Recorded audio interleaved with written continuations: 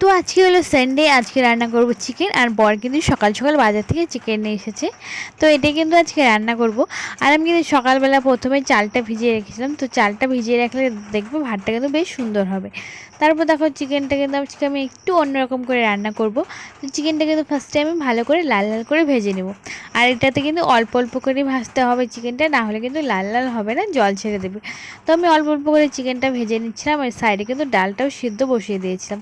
তো দেখতেই পাচ্ছ চিকেনগুলো কি সুন্দর লাল লাল ভাজা হয়েছে। তো আমি কিন্তু 2-3 বারে চিকেনগুলো ভালো করে ভেজে নিয়েছি। আর এখানে কিন্তু মশলাটাও রেডি করে নিয়েছি। আর মশলাটা আর টমেটোটা কিন্তু ভালো করে একটু কষিয়ে নিব। আর তেলটা হালকা ছাড়ার পরে দেখো ভেজে রাখা চিকেনগুলো কিন্তু দিয়ে দিয়েছিলাম। তারপর এটাকে কিন্তু আমি আবার ভালো করে অনেকক্ষণ কষিয়েছিলাম। তারপরে পুরোপুরি তেল ছাড়ার পর কিন্তু এটাতে উষ্ণ গরম জল দিয়ে দিয়েছিলাম। তারপরে দেখো পুরো লাল লাল হয়েছিল আজকে চিকেনটা। তারপর গরম জলটা দেওয়ার পর কিন্তু খানিকক্ষণ জাল হলেই কিন্তু আমাদের চিকেনটা একদম রেডি। আর চিকেনটা বেশ মাখো মাখো হয়েছিল, আর খেতেও কিন্তু বেশ টেস্টি হয়েছিল। তো দেখতে কিন্তু বেশ লোভনীয় লাগছে চিকেনটা।